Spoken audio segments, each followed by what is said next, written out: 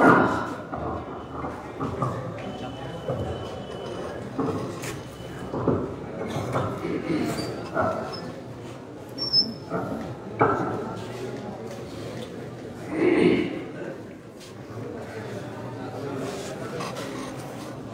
عليكم ورحمة الله وبركاته. إن الحمد لله نحمده ونستعينه ونستغفره ونعوذ بالله من شرور أنفسنا ومن سيئات أعمالنا. من يهد الله فلا مضل له ومن يضلل فلا هادي له. وأشهد أن لا إله إلا الله وحده لا شريك له وأشهد أن محمدا عبده ورسوله. أما بعد، فإن خير الحديث كتاب الله وخير الهدي هدي محمد صلى الله عليه وآله وسلم وشر الأمور محدثاتها وكل محدثة بدعة وكل بدعة ضلالة وكل ضلالة في النار. أعوذ بالله من الشيطان الرجيم. بسم الله الرحمن الرحيم. ومن أحسن قولا ممن دعا إلى الله وعمل صالحا وقال إنني من المسلمين. وقال تعالى في موضع آخر: قل هذه سبيلي أدعو إلى الله على بصيرة أنا ومن اتبعني سبحان الله وما أنا من المشركين. وقال تعالى في موضع آخر: ولا يصدنك عن آيات الله بعد إذ أنزلت إليك وادع إلى ربك ولا تكونن من المشركين.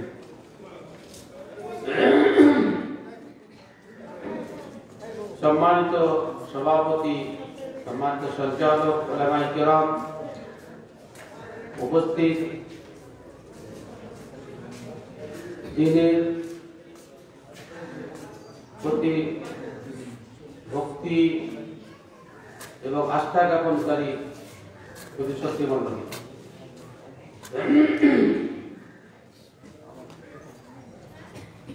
সকাল ৯টা থেকে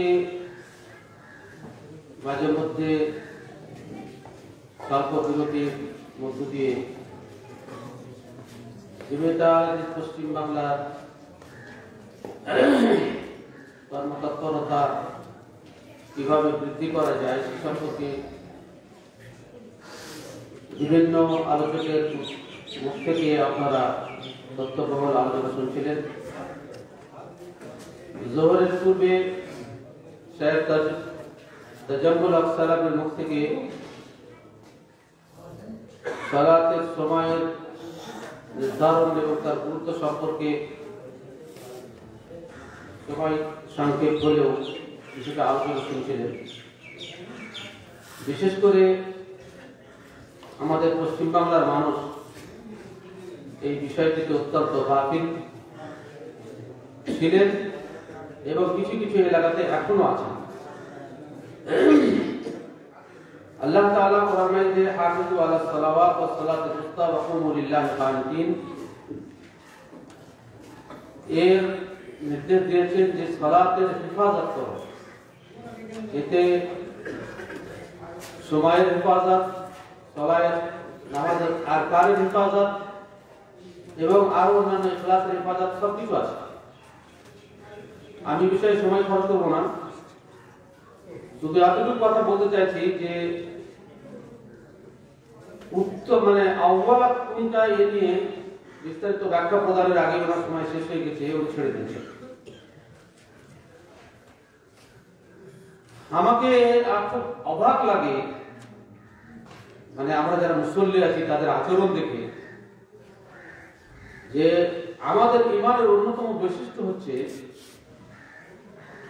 যে আল্লাযিনা ইউমিনুনা বিল গায়ব, আল্লাহ এবং তার রাসূল সাল্লাল্লাহু আলাইহি ওয়াসাল্লামের কথা যারা না দেখে বিশ্বাস করে, বাস্তবে মিলছে না, হিসাবে অঙ্কে মিলছে না, এরপরও আল্লাহ এবং তার রাসূল যেহেতু বলেছেন তো তার বাস্তবতা আছে, আমল করতে হবে, এটা হচ্ছে বাস্তবতা।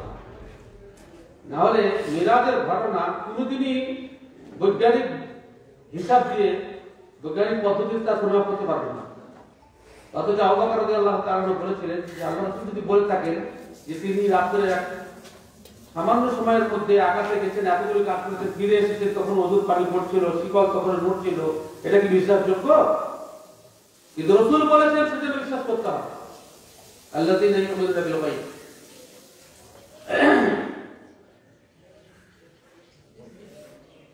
নামাজের আযান হওয়ার পরে মসজিদে যেতে হবে, এটা গুরুত্বপূর্ণ কথা।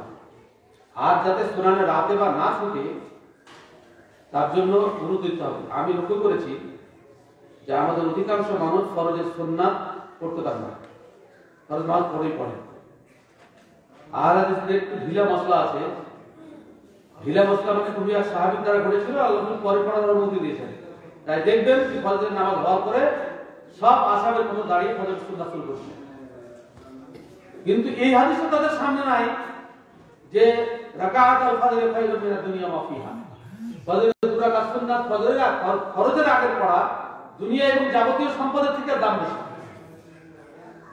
মানে ঢিলা মশলা আর দিনের ব্যাপারে আদে না, অর্থাৎ জায়েজ জিনিসটাকে গ্রহণ করবে আর দুনিয়ার ব্যাপারে সবচেয়ে উত্তম করবে। ট্রেন সিট ধরার জন্য, জানলার পাশে দেওয়ার জন্য আগে ছোটাছুটি করে, বিয়ের বাড়িতে আগে খাওয়ার জন্য আগে ছোটাছুটি করে, ভালো বিষয়টার জন্য আগে ছোটাছুটি করে, কিন্তু দিনের ব্যাপারে মিনিমাম টুকু খোঁজ করে। এটা হচ্ছে দিনের হেফাজত নয়, এটা দিনকে বরবাদ করে না। আল্লাহ সাল্লাল্লাহু আলাইহি ওয়াসাল্লাম যেখানে বলছেন যে তিনটি কাজ দ্রুততার সাথে করো, তার মধ্যে একটা হচ্ছে নামাজের সময় হলে আগে নামাজ পড়ো, সব ছেড়ে দাও। কারণ পরবর্তী মুহূর্তে তুমি জীবিত থাকবে, এর ঠিক আর কি নিশ্চয়তা আছে। তোমার উপর একটা ফরজ কাজ আল্লাহর তরফ থেকে এলো, আর তুমি সময়ের দিকে তাকাচ্ছ 3 ঘন্টা শেষ সময় পড়বো, এটা কি মরিনের কাজ না আগে করতে হবে সেটা? সেজন্য আউয়াল টাইম হচ্ছে এটা যে আযান হয়েছে, সুন্নাত পড়ার পর নামাজ পড়তে হবে। তিলকা সালাতুল মুনাফিকি ইয়াজলিসু ওয়া ইয়াকুমুশ শামস হাত্তা ইযা সাররাত ওয়া কানা বাইনা qarnay শাইতান কামা ফাযাকারা আরবা'আন লা ইয়াযকুরুনাল্লাহা ফিহা ইল্লা কালিলা। আল্লাহ তো বলছেন এটা মুনাফিকের সালাত। ও বসে বসে সময়ের অপেক্ষা করে, দেখি যে এখনো তো সময় আছে, এখনো তো আছে, পড়লেই তো হলো। আর সূর্য যখন হলুদ হয়ে গেছে, ডুববার সময় দিয়েছে, তো উঠে ফাটাফাট করে দিল। একটা সময় দিয়ে নামাজ পড়াতে গুরুত্ব, আর শেষ সময় গিয়ে হুটপাট করে সময় পালিয়ে এসে আসল সময় এই দুটোর মধ্যে সবার দুই নামাজ সমান। আহলে হাদিসের বক্তব্য কি সব কেন? একজন সাহাবী জামাত ছুটেছিল, যেটা হাদিসে বর্ণনা করা আছে, একজন সাহাবী জামাত ছুটে গেছিল। জামাতের পরে তিনি হাজির হয়েছেন, রাসূল কারীম সাল্লাল্লাহু আলাইহি ওয়াসাল্লাম বলেন মাইয়াত সাদদাক আলা হাদা, হাদা রাজুল, এই ব্যক্তি যদি সদকা করবে, মানে একে সাথে দিয়ে জামাতে সহজে চেষ্টা করবে। এটাই হচ্ছে আহলে হাদিসের দলিল। দ্বিতীয়, তৃতীয়, চতুর্থ নামাজ জামাত, এছাড়া দ্বিতীয় কোনো দলিল নাই। আল্লাহ রাসূলের যুগে দ্বিতীয় জামাত হয়েছে, এর যদি একটা দলিল দিতে পারেন এই হাদিসটা, যত আলেম ওলামা তারা চ্যালেঞ্জ করছে। দ্বিতীয়, তৃতীয়, চতুর্থ জামাত হয়েছে, একটা দলিল দেন এই হাদিস বাদ দিয়ে, গোটা হাদিসের সমুদ্র। কিন্তু না, লোকের কাছে পড়বা হয়ে গেছিল, একটা জামাত ছুটে গেছিল, আরে ছুটে ছিল কোনো কারণে, আপনি ইচ্ছা করতে ছাড়ছো দ্বিতীয়, তৃতীয় জামাত করার জন্য, এটা কুশলীয়। সেজন্য এই হিলামতে যাবেন না যে কোনটা আউয়াল আর কোনটা দ্বিতীয়, তারপরে আধ ঘন্টা পরে শুরু করবেন, এরপরে শুরু করবেন, এই ফেতনাতে যাবেন না। আমার সময় হয়ে গেছে, দ্রুততার সাথে পড়েন। বিশেষ কোনো কারণ ছাড়া নামাজ বিলম্ব করা এটা আল্লাহ ভুল লোকেদের কাজ না, এটা পরিষ্কার কথা। আর আমি কোনো কথা বলবো না বিষয়। আলহামদুলিল্লাহ,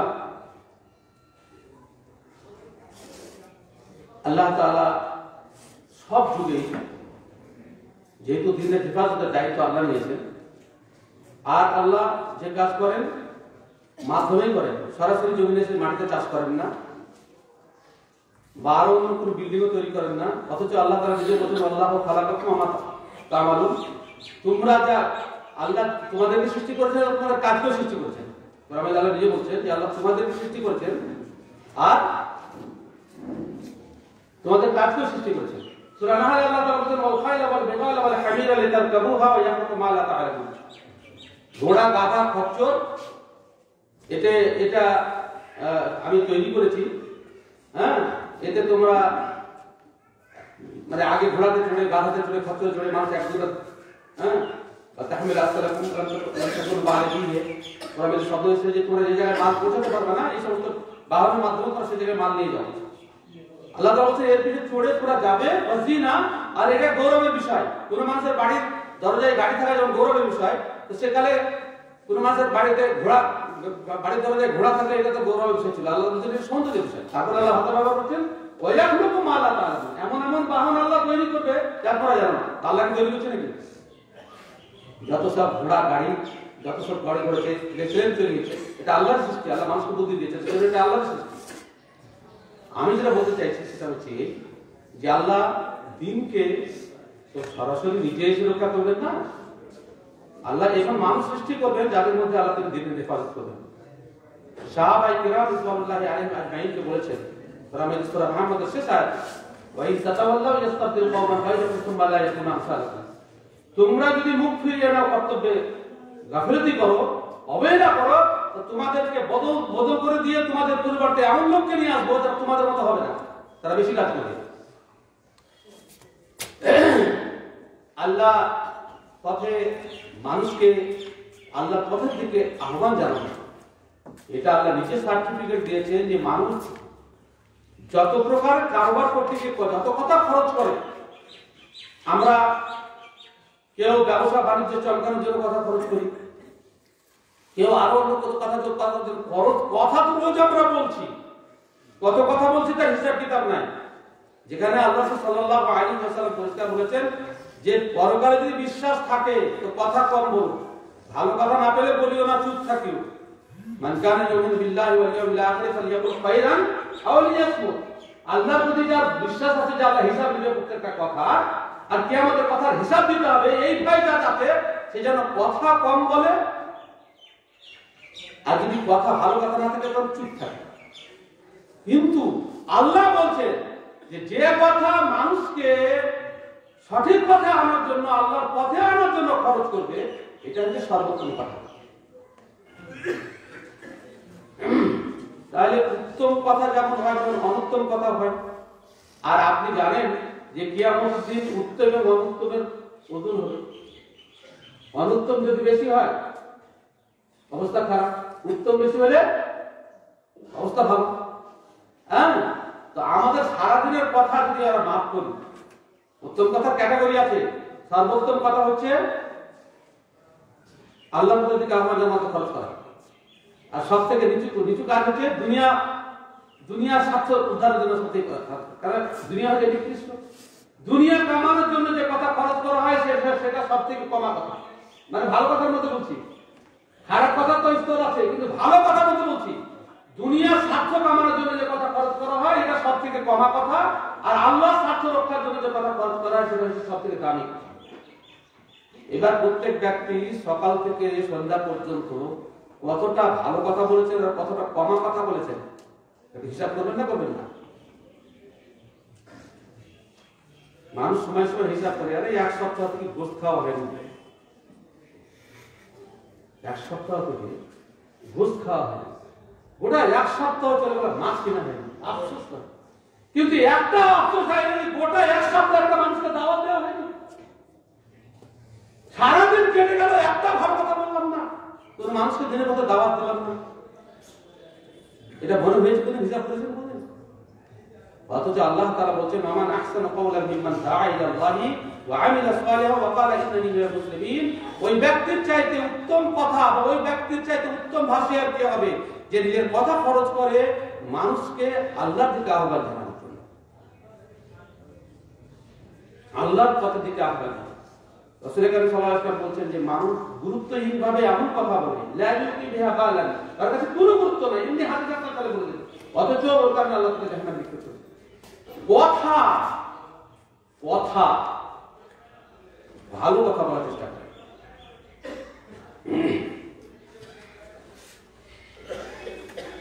আল্লাহ তাআলা সূরা ফুরকানে কোরআন মাজিদের একটা নাম আছে আমানত। যদিও আমানতের ব্যাখ্যাতে অনেকে তাওহীদ বলেছেন, অনেকে বুঝি, তার মধ্যে একটা ব্যাখ্যা আছে যে আমানতের অর্থ হচ্ছে কোরআন। ইন্না আরাদনা আল আমানাতা আলা সামাওয়াতি ওয়াল আরদি ওয়াল জিবাল। হ্যাঁ, আমানত আমি আকাশ পাহাড় পর্বত জমিনের উপর দেওয়ার চেষ্টা করলাম। আসফাকনা মিনহা, ভয় করলাম। হ্যাঁ, এই গ্রহণ করলাম। আমাল ইনসান, মানুষ সেটাকে গ্রহণ করছে। ইন্নাহু কানা যালুমান জাহুলা। এটা কি আমানত, এই ব্যাখ্যাতে মুফাসসিররা অনেক কথা লিখেছে, তার মধ্যে একটা কথা হচ্ছে কোরআনের আমানত। কোরআনকে আমানত কেন বলা হলো? আর আমানতের অর্থ কি? আমানতের অর্থ হচ্ছে, আমানতের মানে কি বুঝেন আপনারা? আমানত মানে নিজের মাল। আমানত মানে কি নিজের মাল নাকি অপরের মাল? অপরের মাল। তাহলে আপনাকে সবচেয়ে ভাগ কথা, আপনার যদি কোনো সত্য কথা থাকে তারপর বলতে থাকতে হবে। আপনি যতক্ষণ অন্যের কাছে ট্রান্সফার না করছেন, আপনি আমানতের দায় মুক্ত হচ্ছেন। আর যে ব্যক্তি আমানতের খেয়ানত করে সে মুনাফিকের অন্যতম। তার শাস্তি শুনেন। সূরা বাকারা আল্লাহ তাআলা বলেন, ইন্নাল্লাযীনা ইয়াকতুমুনা মা আনজালনা মিনাল বাইয়িনাতি ওয়াল হুদা মিন বা'দি মা বায়্যানাহু লিন-নাসি ফিল কিতাব উলাইকা ইয়ালআনুহুমুল্লাহু ওয়া ইয়ালআনুহুমুল লাঈনুন। বলতে যে কিতাব এবং হেদায়েত আমি মানুষের জন্য অবতীর্ণ করেছি, যারা সেটাকে গোপন করে রাখে, মানুষের কাছে পৌঁছায় না, জানেন বলেন না, উলাইকা ইয়ালআনুহুমুল্লাহ, এরা আল্লাহর পক্ষ থেকে ভালো অভিশপ্ত, লানত আল্লাহ থেকে বর্ষিত হয়। ওয়া ইয়ালআনুহুমুল লাঈনুন, আর আল্লাহর নির্ধারিত ফেরেশতা মণ্ডলী এদের বিরুদ্ধে বদয়া করতে থাকে সবসময়। আজকে আমরা যারা যেটুকু জানি তাদেরকে বলা হচ্ছে সন্ত্রাসী, মানে দিনের সাথে সম্পর্কিত ব্যক্তিদেরকে বলা হচ্ছে সন্ত্রাসী। তার কারণটা কি? এটা লানতের একটা দিক নয়? এটা লানতের একটা দিক। আমাদের ওলামায়ে কেরামকে পাবলিকরা দেখতে পারে না, এটা লানতের একটা দিক। কর্তব্যে গাফিলতি করেছি, অবহেলা করেছি, আল্লাহ তাআলা ভালোবাসা অর্জন করতে পারেনি, সেজন্য পাবলিক আমাদেরকে দেখতে পারে না। এটা বাস্তব কথা। আল্লাহ নিজে বলছেন, সত্য কথা যদি কাউরির কাছে থাকে তাহলে সেটাকে যদি প্রচার না করে গোপন করে রাখে, তাহলে তারা হচ্ছে ভূষাপ্ত ব্যক্তি। কোরআন মাজিদের সূরা বাকারা সবথেকে লম্বা আয়াত, 283 নম্বর আয়াত। তাতে অন্য প্রসঙ্গে কথা আছে, কিন্তু বাক্যটা সার্বিক। যেহেতু এখানে আলিফ লাম আমাদের জেহনি, আমাদের খারিজি, আর আলিফ লাম মানে কি বলবো জিনসের জন্য সবকিছু ব্যবহার করতে পারি। যেহেতু ওখানে ঋণ যা নেওয়া দেওয়ার ব্যাপারে আলোচনা হচ্ছে, শুধু তাফসীর করে দিতে পারেন। আর যেহেতু কোরআনের অর্থ ব্যাপক, সেজন্য এটাকে ব্যাপক অর্থ প্রয়োগ করতে পারেন। আল্লাহ তাআলা কি বলছেন? ওয়ালা তাকতুমুশ শাহাদা, শাহাদাত যার কাছে যা আছে, সাক্ষ্য যার কাছে যা আছে, সেটাকে গোপন করবে। আচ্ছা, ঋণের সাক্ষী থাকলে সেটাকে গোপন করা যাবে না, নাকি অন্য সাক্ষ্য গোপন করা যাবে নাকি? না, যে কোনো সাক্ষ্য আপনার কাছে যদি থাকে, সত্য সাক্ষ্য, আপনার সাক্ষ্য দেওয়ার উপরে হক না হক নির্ভর করছে, তাহলে গোপন করতে পারেন না। দুটো মানুষের মধ্যে ঝগড়া আছে, আপনি বললেন আমি বলবো, ফায়সালা হবে? যার কাছে যা সাক্ষ্য সেটা বলতে হবে, সেজন্য এটা সার্বিক অর্থে গ্রহণ করতে হবে। আল্লাহ তাআলা বলেন, ওয়ালা তাকতুমুশ শাহাদা, তোমার কাছে হকের সাক্ষ্য যদি থাকে গোপন করিও না। ওমাইয়াকতুমহা ফাইন্নাহু আতিমুন কলবুহু, যে ব্যক্তি গোপন করে তার অন্তরটাই পায়। বহু মানুষ, আপনাকে একটা ঘটনা শোনাই, বাস্তব ঘটনা। মাওলানা আবুল কালাম আজাদ আমাদের ভারতের প্রথম শিক্ষামন্ত্রী, এডুকেশনাল মিনিস্টার। শুধু তা ছিলেন না, অনেক উপরে জানি না, উনি তৎকালীন আলেমদের মধ্যে সেরা আলেম ছিলেন। আরবি সাহিত্যে অগাধ পাণ্ডিত্য। তিনার লেখা তরজমানুল কোরআনের প্রথম অংশ যারা পড়বে তারা বুঝতে পারবে যে তিনি কত বড় জ্ঞানী ছিলেন। বাকি অংশটা ছাত্ররা পরিপূর্ণ করেছেন, কিন্তু প্রথম দিককার তফসিরটা না। মাওলানা আবুল কালাম আজাদের বিয়ে ছিলেন হিন্দি কবি সাহিত্যিক মালিক রাম, বড় কবি। আপনি নোটে সার্চ করবেন কবি মালিক রাম সম্পর্কে, পুরো তথ্য পেয়ে যাবেন। ইনি ছিলেন মাওলানা আবুল কালাম আজাদের বিয়ে। এত বড় আলেম, তার সান্নিধ্যে একজন অমুসলিম আছে। কোনদিনের জন্য একজন আবুল কালাম আজাদ বলেননি যে মালিক রাম তাকওয়া ছিল মন্ত্রী আর তার বিয়ে মাত্র। একদিনের জন্য তিনি বলেননি যে তোমার যে আকীদা, তোমার যে মানহাজ, তোমার যে পথ, তোমার যে আদর্শ, এটা তোমাকে মুক্তি দেবে না, তোমাকে সঠিক পথ গ্রহণ করতে হবে। মেলা রকম কৌশল ছিল। বলার মেলারকম রাস্তা ছিল, ডাইরেক্ট আমাদের অন্যরকম ছিল, কোনো তো বলেন। কবি মালিকরাম আবুল কালাম আজাদ ঘুরে বিদায় নিয়ে গেলেন, গরিবী মালিকরাম বুড়িয়ে গেলেন, হাসপাতালের বিছানায় শুয়ে আছেন, শেষ শয্যায় একরকম। একজন আলেম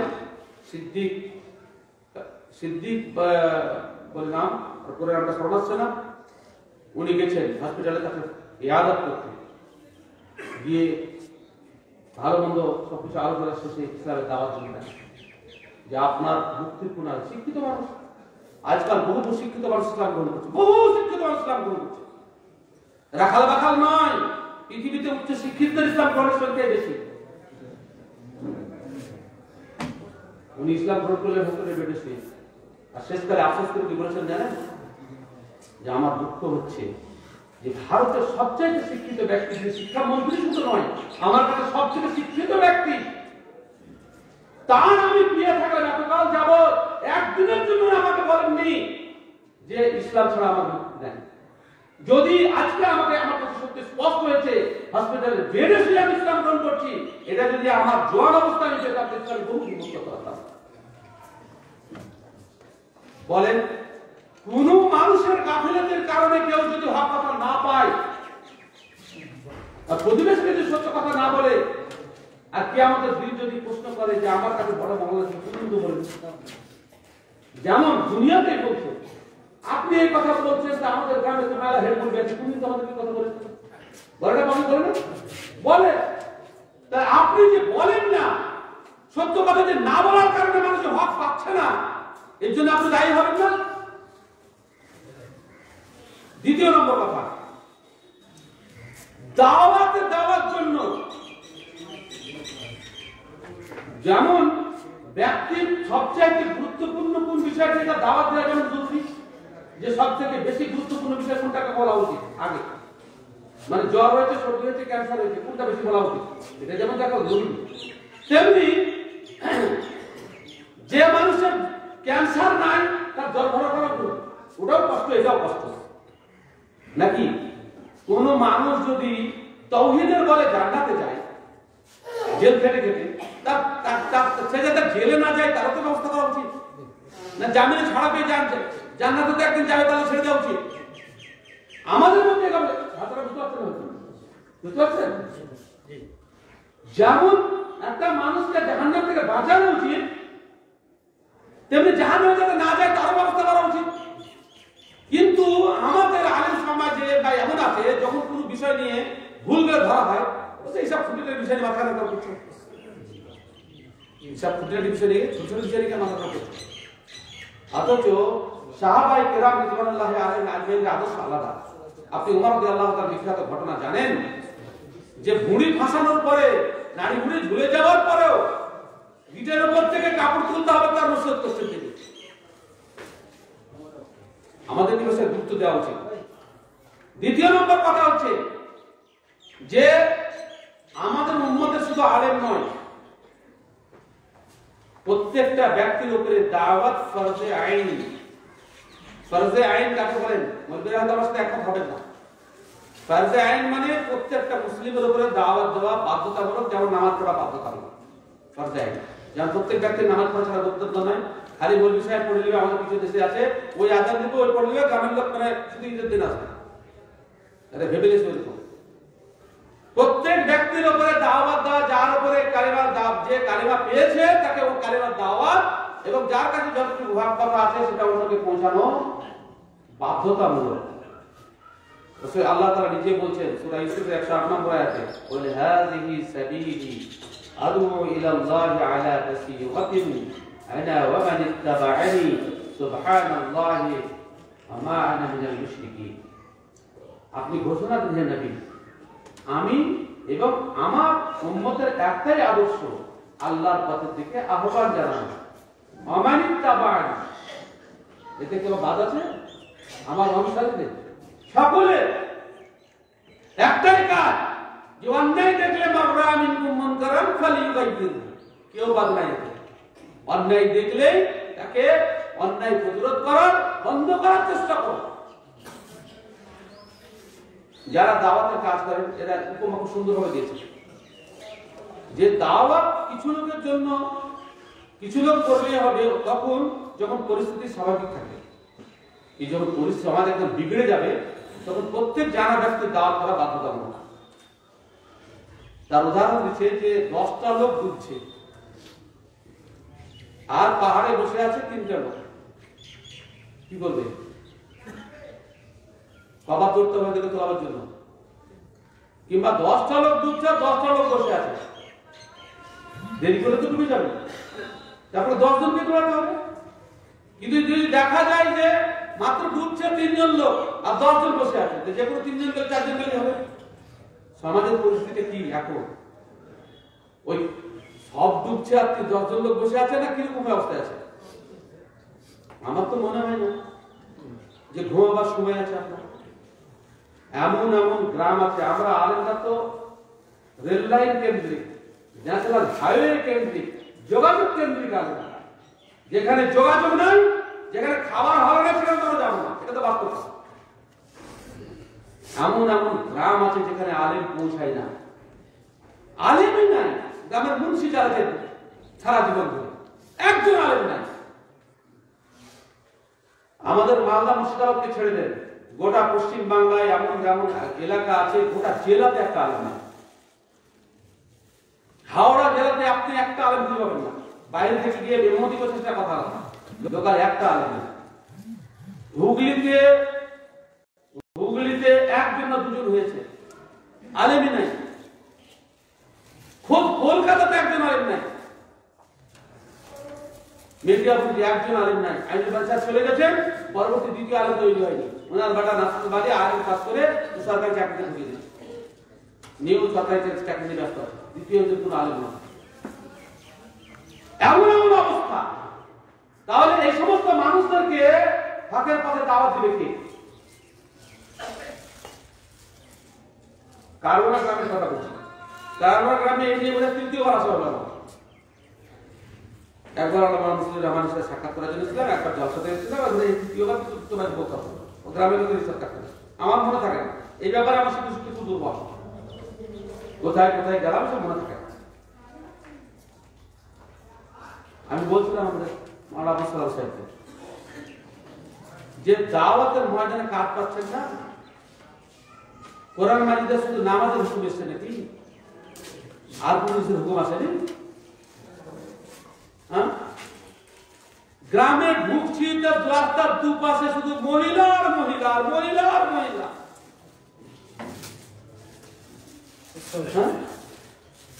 এতগুলি মৌলবীদেরকে আমি এতগুলি ছেলে বাইরে করেছি।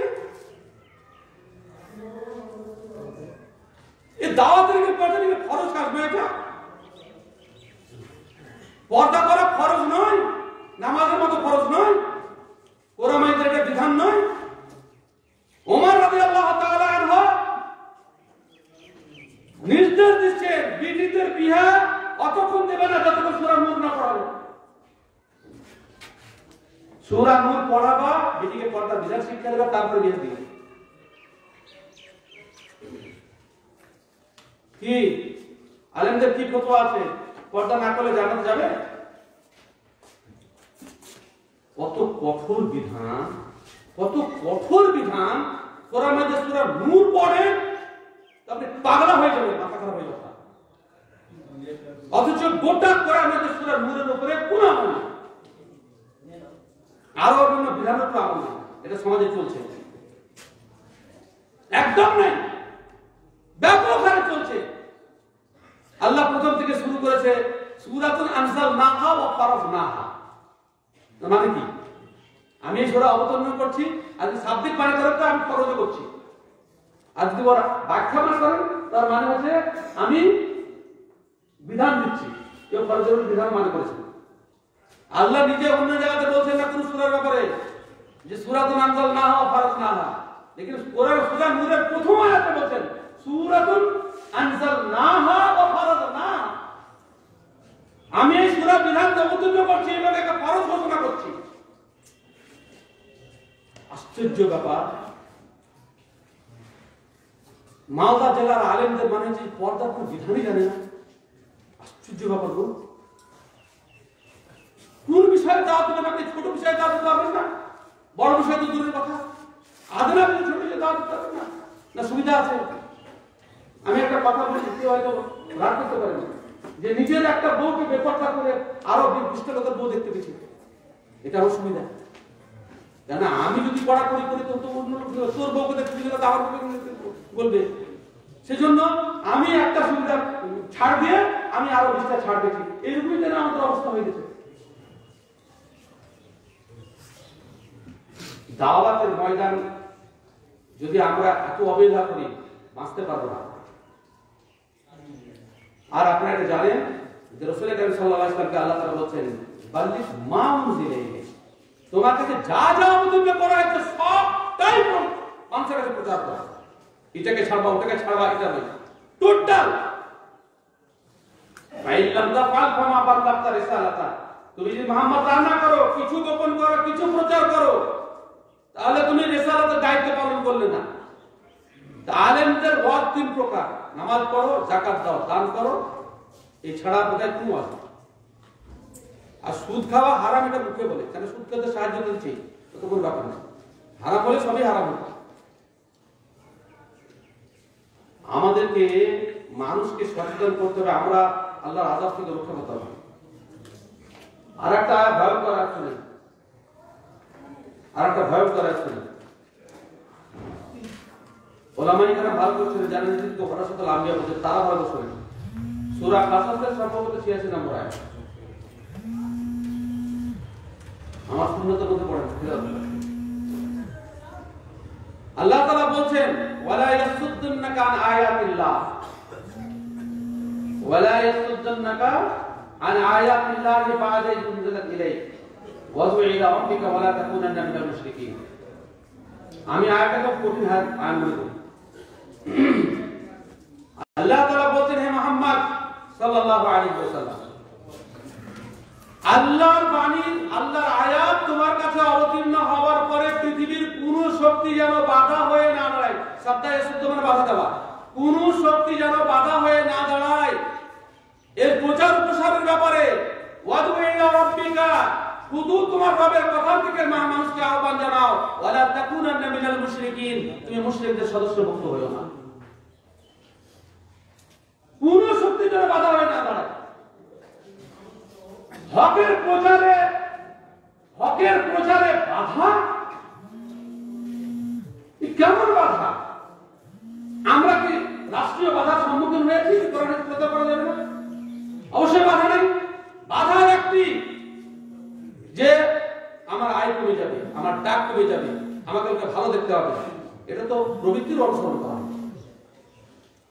সাবধান বেশি মহল, আমরা সত্য কথা এই জন্যই বলি না যে সত্য কথা বলে আমাদের মানে আয় ইনকাম কমে যাবে, আমাদের সম্মান কমে যাবে, মানুষের কাছে আমাদের জনপ্রিয়তা কমে যাবে, মানুষ আমাকে কট্টরপন্থী বলবে, মানুষের ভালোবাসা কমে যাবে। এই ব্যাপারে আল্লাহ তাআলা মুহাম্মদ সাল্লাল্লাহু আলাইহি ওয়াসাল্লামকে সতর্ক করেছেন। আতাকশান নাস, এর মানে কি? আতাকশান নাস ফাল্লাহু আহাক্কু আন তাকশা, মানে মানুষকে ভয় করছে, তার মানে কি? কেউ মারেন ভয়, মানুষের কাছে কিছু হারানোর ভয়, মানুষের কাছে অসম্মানের ভয়, মানুষের কাছে পিটুনের ভয়, সবকিছু ভয় আছে। আল্লাহ কি বলবে তার কথা প্রচার না করার জন্য আমি আল্লাহর প্রতিনিধি, আল্লাহ আমাকে সৃষ্টি করেছেন, কুনতুম খায়রা উম্মাতিন উখরিজাত লিন-নাস তা'মুরুনা বিল মা'রুফ ওয়া তানহাউনা 'আনিল মুনকার। এই উদ্দেশ্যেই আমার জন্ম, আমার উত্থান, আর আমি সেটাকে প্রচার করলাম না, প্রচার করলাম না, মানুষকে বললাম না। এটা কত বড় অপরাধ! কিতমান ইলম, সঠিক জ্ঞানের কথা গোপন করা, এটা কাবীরা গুনাহ, কাবীরা গুনাহ। কোন কথা, সত্য কথা গোপন করার অধিকার নেই। এই ব্যাপারে প্রচুর আয়াত হাদিস আছে, সেটা বলে আমি আমার সময় খরচ করতে চাইছি না। আমি শুধু দাওয়াতের গুরুত্ব বোঝাবার কারণে আপনাদেরকে তার জন্য এই কতগুলো কথা বললাম। একটা কথা মনে রাখবেন যে দাওয়াত এর স্বভাব, এর নেকি মানুষ যদি জানত তাহলে দুনিয়া ছেড়ে দিত, যেমনটা সাহাবায়ে কেরাম করেছে। আপনাদের অবগতির জন্য বলছি যে 1,24,000 কিংবা 44,000 সাহাবায়ে কেরাম আল্লাহ সাল্লাল্লাহু আলাইহি ওয়াসাল্লামের বিদায় হজে চূড়া সময় ছিলেন, বেঁচে ছিলেন। সৌদি গভর্নমেন্ট রাসূল সাল্লাল্লাহু আলাইহি ওয়াসাল্লাম বিদায় হজে যেতে বলেছিলেন, ফালিবাল্লিগু শাহিদুল গায়ব, যারা এখানে উপস্থিত আছো অনুপস্থিতদের কাছে আমার বার্তা পৌঁছে দেবে। যারা এখানে উপস্থিত আছো অনুপস্থিতদের কাছে আমার বার্তা পৌঁছে দেবে। সৌদি গভর্নমেন্ট প্রতিষ্ঠিত হওয়ার পরে একটা উদ্যোগ নিলেন যে সৌদির মাটিতে কতজন সাহাবী কবর আছে যতটা চিহ্নিত করা সম্ভব। তো মাত্র 10,000 সাহাবী খোঁজ পাওয়া গেছে তাদের কবর সৌদির মাটিতে আছে। আমি সেখানকে আপনি ধরে 50,000 ধরে নিলাম, 40,000 ধরে নিলাম, খুঁজতে ভুল হয়েছিল। বাকি 1 লক্ষ সাহাবী কোথায় গেল? পরিষ্কার দিচ্ছেন যে দাওয়াত ও তাবলীগের কাছে আল্লাহ সাল্লাল্লাহু আলাইহি ওয়াসাল্লাম বলে দিলেন যে ফালিবাল্লিগু শাহিদুল গায়ব, যারা উপস্থিত আছে অনুপস্থিতদের কাছে বাণী পৌঁছে দাও, তারা সারা পৃথিবীতে ছড়িয়ে পড়ে। নিজের দেশ ছেড়ে দিলেন, নিজের বাড়ি ছেড়ে দিলেন, যদিও এখন সম্ভব নয়। বাংলাদেশ আমাকে জায়গা দেবে না, পাকিস্তান জায়গা দেবে না, সৌদি জায়গা দেবে না, কিন্তু আমার দেশ, আমার পশ্চিম বাংলা মাতৃভূমিতে আমি যে এক প্রান্ত থেকে অন্য প্রান্তে দাওয়াত কাজ করতে পারি, মানুষের কাছে হকের বার্তা দিতে পারি, কোথায় অন্যায় আছে কোথায় দুর্বলতা করতে পারি, কার সাথে করা দরকার। আল্লাহ রাসূল সাল্লাল্লাহু আলাইহি ওয়াসাল্লাম যেখানে নির্দেশ ফালিবাল্লিগু শাহিদুল গায়ব, আমরা আরামের বিছানায় ঘুমাচ্ছি, একজন আলেমের পাড়া থেকে অন্য পাড়া যায় না, একজন বাড়ির লোক দেশে খারাপ লোক আছে তাকে দাওয়াত দেওয়ার জন্য করার চেষ্টা করে না। আমাদের এটা কি আমানত? এটা কি আমানত আমরা সদ্ব্যবহার করছি? যে সমস্ত মানুষ নামাজি মানুষ আছে নিজের ঘুমানো ব্যাটা ঘুমায় না, কষ্ট হবে, নিজের ব্যাটা ঘুমায় না, তোলায় না, নিজের ব্যাটাকে তোলায় না, বউকে তোলায় না, যুবক ছেলে সব ঠিক হয়ে যায়।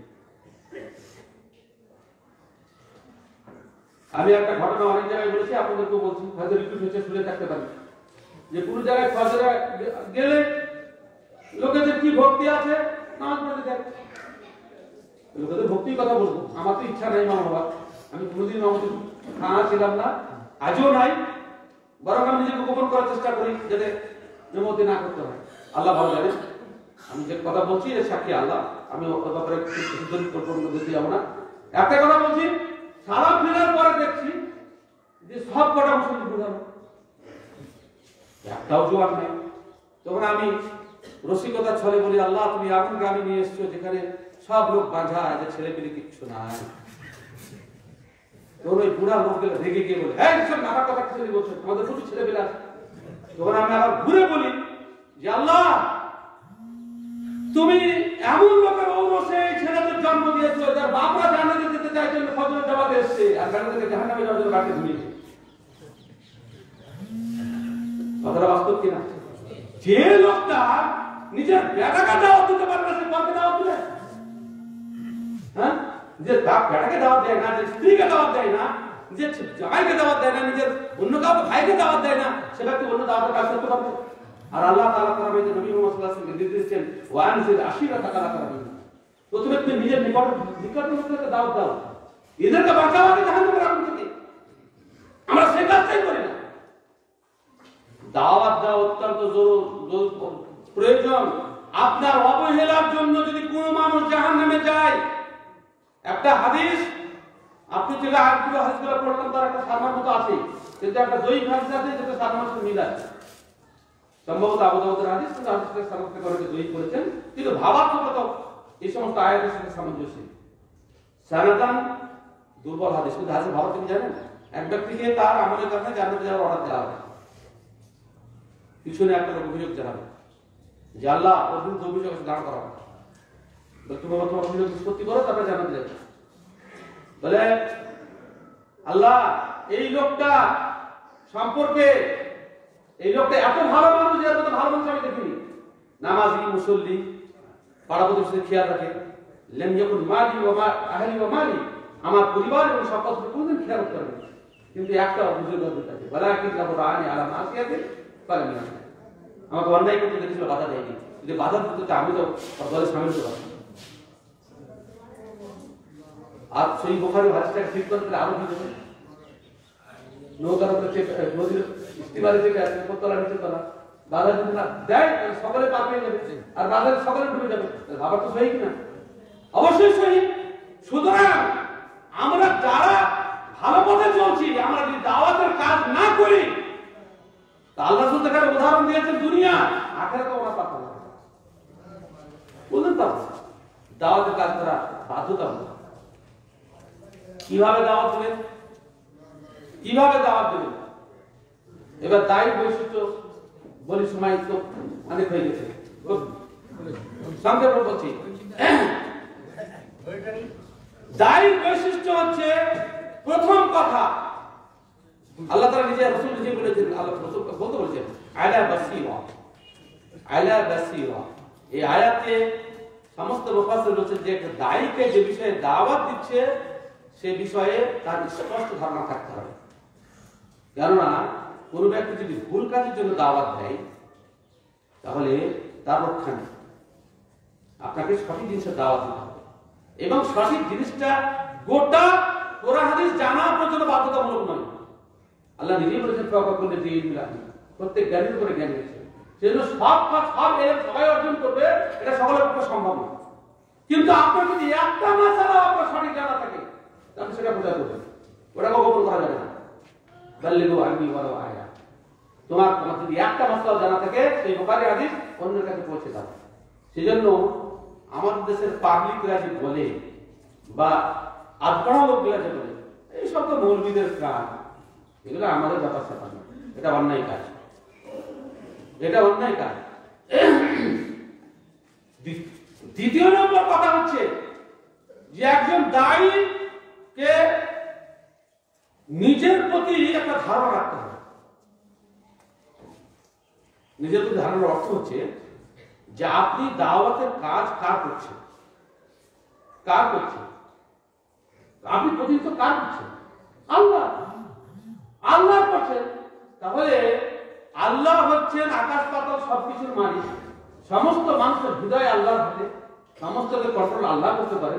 সেজন্য আপনার ভিতরের পাওয়ারটা একটু মজবুত হওয়া দরকার নাকি? রানিং পার্টির যে এমসি থাকে, লোকাল কমিটির মেম্বার, তার পাওয়ার দেখেছেন? কি বলছেন? দেখেছেন দেখেন না? চলমান পার্টিতে ক্ষমতায় আছে তার যে লোকাল গ্রামের মেম্বার আছে পাওয়ার দেখেছেন? যেমন কিসের পাওয়ার দেখায়? দেখায় যে আমার লোক রাজত্বে বসে আছে। আমি যখন আল্লাহর প্রতিনিধিত্ব করছি তো এই সরকার থেকে আল্লাহ ক্ষমতা কম নাকি? ভয়ের মরে দিচ্ছে, ভয়ের মরে দিচ্ছে। আরে সারা দুনিয়ার সমস্ত মানুষ যদি একদিকে হয়ে যায় আর আল্লাহ যদি আমার পক্ষে হয়, আমি জিতবো না জিতবো না? এত ভয় কিসে? নিজের সম্পর্কে এত দুর্বল ধারণা যারা রাখবে তারা দাওয়াতের কাজ করতে পারবে না, অসম্ভব, করতে পারবে না, কোনদিন করতে পারবে না। আমি আল্লাহর প্রতিনিধিত্ব করছি, আল্লাহ আমার হেফাজত করবেন এবং কিভাবে বলতে হবে তার আন্দাজও আল্লাহ নিজে কোরআনে বলে দিয়েছেন। হ্যাঁ, আমার আল্লাহ রক্ষা করবে। আমি যখন আল্লাহর সন্তুষ্টির জন্য আল্লাহর জন্য কাজ করতে যাব তো দুনিয়ার যতই বড় দুষ্ট দুরাচার লোক করে রাখবো তো সারেন্ডার হতে বাধ্য। লাল হয়ে থাকার একসাথ হয় ও উপদেশ গ্রহণ করে ভালো হবে আর না ভয় চলবে। এটা বাস্তব কথা, যদি আল্লাহ সন্তুষ্টির জন্য কাজ করি। কিন্তু আমরা পরিষ্কার বলছি যে এই কথা যদি বলি তো গান মন কি বলবে, মাসার সেক্রেটারি কি বলবে, অমুক কি বলবে, এটা ইমানের দুর্বলতা দাওয়াতের কাজ করতে কি করবে? এটা সম্ভব? কোনদিন সম্ভব নয়। আল্লাহ নিজে বলছেন আলাইহিসসালাহু বিকাফিন আবদা, আল্লাহকে বান্দার জন্য একাই যথেষ্ট না। সুতরাং আমাকে সাহস রাখতে হবে এবং নিয়ত এবং ইখলাসের মধ্যে স্বচ্ছতা রাখতে হবে যে আমি আল্লাহ সন্তুষ্টির জন্য কাজ করছি, আল্লাহ আমাদের হেফাজতের মানে। এবং এই জন্যই আল্লাহ তাআলা আম্বিয়া কিরামের ঘটনা বারবার ঘুরে ঘুরে বর্ণনা করেছেন। মুসার মতো অত্যাচার, ফেরাউনের মতো অত্যাচার শাসনের কথা বলেছেন। আর এই মুসা আলাইহিস সালামের জাতি যে দুর্বল ছিল, কানু ইয়াস্তাযিফুন ফিল আরদ, সংখ্যার বলছেন সে কথা আল্লাহ তাআলা বলেছেন। এবং আল্লাহ তাআলা হারুন এবং মুসাকে ফেরাউনের কাছে পাঠাচ্ছেন, তো বলছে যাও আর ওর কাছে গিয়ে নরম ভাষায় কথা বলো, ওয়াকুল লাহু কওলান লাইয়িনা লাআল্লাহু ইয়াতাযাক্কারু ওয়া ইয়াখশা। এই আয়াতকে কেন্দ্র করে একটা বড় ঘটনা আছে, ভালো শুনে নিন, মনে রাখে লোকের বলবেন, আমরা এগুলো হচ্ছে নকল করার না। তারপর খলিফা হারুন রশিদের কাছে এক মৌলভী সাহেব গেছে। খলিফা হারুন রশিদ মুসলিম বাদশা, আর টাকা পয়সা যাদের হয়, যত বড় লোক মৌলভীর টাকা হোক আর সাধারণের টাকা হোক, ওর ভিতরে বিলাসিতা আসবে। আল্লাহ সহিহ বুখারী হাদিসে বলেছেন যে অভাবে বেঈমান হবে ভয়টা করছি না, সহিহ বুখারী হাদিস। কিন্তু যখন সম্পদ হবে তখন ওই নিয়ে তোমরা ফেসে যাবে, কেমন না ফাসাদ বানু ইসরাঈল, আর যেভাবে তার ধ্বংস তোমরা ধ্বংস। আর সাহাবায়ে কেরাম সতর্ক করেছেন, আপনি দেখেন না যে বলবেন টাকা হয় তার জামা ছোট হয়ে যায়, দাড়ি ছোট হয়ে যায়, তার বাড়ির লোক হয়ে যায়। বেলা মন্দির আগে ভালো ছিল, সরকারি চাকরি পাওয়ার পর লেবার চেঞ্জ হয়ে গেল, আর ভাষা চেঞ্জ হয়ে গেল, এগুলা সব হয়, স্বাভাবিক কথা, এটা স্বাভাবিক নিয়ম। টাকা পয়সা হলে একটু হয়। কিন্তু হারুন রশিদ বাদশা এক মৌলভী সাহেব দিয়ে ওর কিছু শরীয়ত বিরোধী আচরণের জন্য খুব কড়া ভাষায় তীব্র বন্ধ করতে, হ্যাঁ আপনি মুসলিম জাহানের বাদশা, এত বড় আপনার স্পর্ধায় কড়া ভাষায় নিচ্ছেন। খলিফা হারুন রশিদ তখন বলছেন মৌলভী সাহেবকে, আচ্ছা আপনি একজন আলেম, আমার সাথে যেভাবে কথা বলছেন তাতে মনে হচ্ছে যে আমি ফেরাউনের থেকে বেশি অপরাধী, আর আপনি মুসার থেকে বেশি বড় আলেম। আল্লাহ তাআলা মুসাকে বলছে ফেরাউন তো দুষ্টদের কাছে কথা করতে গিয়ে কুল আল্লাহ কওলান লাইয়িনা, নরম ভাষায় কথা বলেন, আর আপনি জোরে কথা বলছেন আমার সামনে, তাহলে আমি ফেরাউন মুসার থেকে বেশি অপরাধী, এই ফেরাউন থেকে বেশি অপরাধী, আর আপনি মুসার থেকে বড় আলেম। আমাদেরকে স্থান এসেছে, আমি আমার ছাত্রকে বলতে পারি, আমি আমার স্ত্রীকে বলতে পারি, আমার ছেলেকে বলতে পারি, আমার প্রতিবেশী যার কাছে দাপট তাকে বলতে পারি, যার সম্পর্কে আমরা আল্লাহ তাআলা ছেলে তোর আদবের লাঠি উঠা লা তারফা আসাক আদাবান, তোমার আদবের লাঠি ছেলে তোমার হাত থেকে টেনে নিও না, আল্লাহ তো ছেলেটাকে মাফ করছে, সেই মুসলিম হাদিস। সুতরাং যার কাছে দাপট চলবে তাকে হাত দিয়ে মারা যাবে, ঠিক আছে, কিন্তু যার কাছে দাপট চলবে তাকে ঠান্ডাকে ঢুকা দিতে হবে না, বুঝে বন্ধ করবে। আমরা এই ভয়ে বলতে যাই না যে মেম্বার সাহেব, প্রধান সাহেব, রানিং পার্টির এমএলএ ওকে বলি কি করে, এই না বলে জং ধরে গেছে, জং ধরেছে। দাওয়াতের কাজ আপনাকে করতেই হবে, আল্লাহর প্রতি আস্থা রাখতে হবে, ভরসা রাখতে হবে। দ্বিতীয় নম্বর কথা, নিজে আমল করতে হবে, কোন মাসলা কথা বলার আগে নিজে করে দেখান, সমাজের প্রতি যেন আপনার প্রতি আস্থা জন্মে, যেটা বাস্তব যদি হয়, বাস্তব না হতো তাহলে মৌলভী সাহেব আগে ভাগে করতো না। মৌলভী সাহেবরা খারাপ ভাষা নেবেন না, মসজিদে ঝাড়ু দেওয়ার নীতি আছে না, মসজিদকে গোলাম হিসাবে ব্যবহার করে সে কথা আলাদা। তুমি যারা চাকরি করো তারা গোলাম হিসাবে ঝাড়ু দেবে, ওটা আলাদা কথা, না ঝাড়ু দিলে বেতন দেবে না। কিন্তু যে সমস্ত মসজিদরা স্বাধীন আছে তারা পাবলিককে ঝাড়ু দিতে দেখতে খুব কম, ঝাড়ু দিতে চায় না, ড্রেন সাফ করতে চায় না, অজুখানা সাফ করতে চায় না। যখন আপনি পাবলিককে হুকুম দেবেন সেটা একটা গুনাহ, কিন্তু আমি যখন নিজে করবো তখন সেটা নেকির কাজ। আপনার হুকুম করার অধিকার নেই, আপনি সে কাজ নিজে করেন না। আল্লাহ রাসূল সাল্লাল্লাহু আলাইহি ওয়াসাল্লাম হুদায়বিয়ার সন্ধি উপস্থিত আছেন। আপনি জানেন যে কাফেরদের তরফ থেকে বাধাপ্রাপ্ত হলে বা কোনো কারণে কেউ হজ ওমরা করতে গিয়ে রাস্তায় বাধাপ্রাপ্ত হলে সেখানে এভাবে কাপড় চলে যায়, আর কুরবানি জানোয়ার যে থাকে সেখানে জবাই করে দিলেন, মাথার চুল নাড়া করতে না ছেড়ে করে বাড়ি ফিরে চলে যায়। এটা ইসলামের বিধান। হুদায়বিয়াতে 10 দফা চুক্তি হলো, আল্লাহ রাসূল ফিরে আসতে বাধ্য হচ্ছেন, সেখানে আল্লাহ রাসূল এখানে কাপড় খোলার নির্দেশ দিচ্ছেন এবং কুরবানি জানোয়ার মাথা চুল নাড়া করতে। আবু বকরের মতো লোক তাই জোশে, সবসময় জোশে থাকলে হবে না। আমি এই জন্য একটা কথা বলি যে যিনি দায়িত্বে থাকেন তিনি যতদূর ভাবে, অধীনস্থ ব্যক্তিরা অতদূর ভাবে না। যিনি দায়িত্ব থাকেন তার যত দৃষ্টি দূরদৃষ্টি থাকে, যারা তার অনুসারী তাদের সে দৃষ্টি থাকে না। বাস্তব কথা, কিছু পাবলিক আছে নিরন্তর করে খুব হুঙ্কার ছাড়ে, আরে দাঁড়া, ওটা বাড়ি চালাচ্ছে, সে হিসাব করে চলতে হবে।